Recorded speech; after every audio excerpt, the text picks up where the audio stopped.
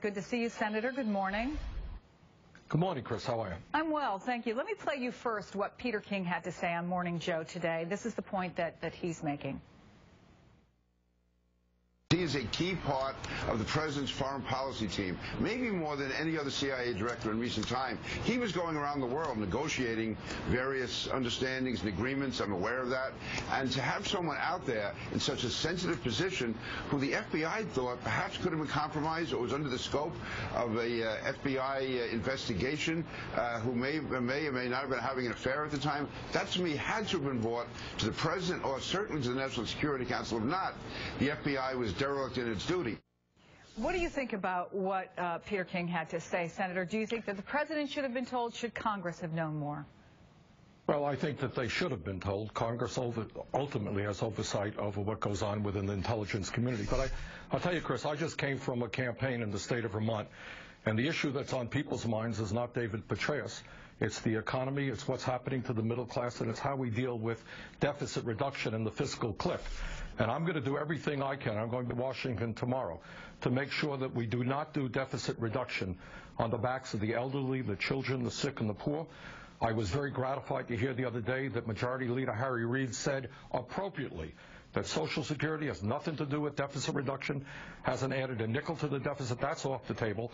And we've got to come up with a plan that is fair, a plan in which the Republicans understand that their proposals during the campaign to extend tax breaks to the wealthiest people in this country is not what the American people want. So there's a big debate on this. I'm confident that we have the American people on our side who want deficit reduction, but want it done in a way that is fair. Well, I'm curious if you're concerned then that this will be a distraction or will provide ammunition for some of those who may disagree with the way that you say we should approach dealing with the fiscal cliff, and give them some ammunition to make more hay, so to speak, about David Petraeus, and it could I don't think so. Make things more difficult. No, I don't think so at all. I think members of Congress and the American people understand that when you have a middle class which is really suffering, the standard of living is going down, when you have the wealthiest people doing phenomenally well, when we have a nation which has the most unequal distribution of wealth and income, and as Warren Buffett often reminds us, the effective tax rates for people on top are pretty low. We have 1 out of 4 corporations in this country, profitable corporations, not paying a nickel in taxes. We're losing over $100 billion a year because corporations of the wealthy people are stashing their money in the Cayman Islands. The middle class of this country and working people, and that's what this election was about, say, yeah, we've got to do deficit reduction, but don't cut Social Security, don't cut Medicare, don't cut Medicaid. There are ways to move toward a balanced budget which are fair. As you know, Senator, on the other side, and I'm talking about the House and particularly House Republicans, they view the results of this election a little bit differently. A number of them have suggested that, in fact, the message of this election in electing a House that is still a GOP majority is that they don't want taxes raised on the wealthy. Well, I think the objective facts disagree with that assertion. The Democrats gained 2 seats in the Senate, did better than anyone dreamed. The Democrats gained more votes in the House, gained a few seats in the House. President Obama won a resounding electoral college victory and won the popular vote, I think, by 2.5 million votes. To suggest that the Republicans did well in this election makes no sense at all.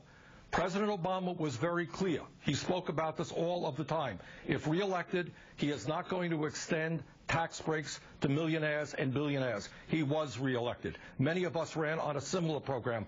We were reelected.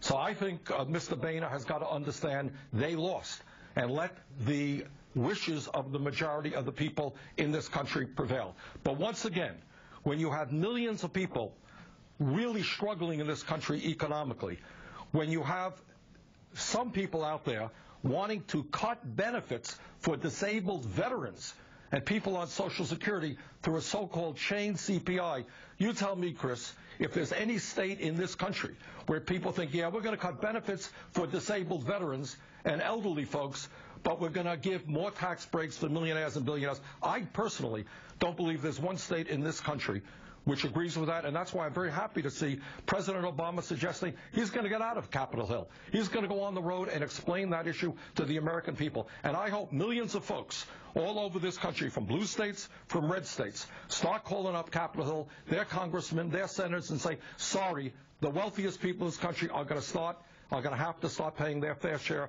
of taxes. Do not cut Social Security, Medicare, or Medicaid. Senator Bernie Sanders, it's good to see you as always. Thank you so much. Veterans Day. Thank you. You too. Jackie, speaking of revenue or tax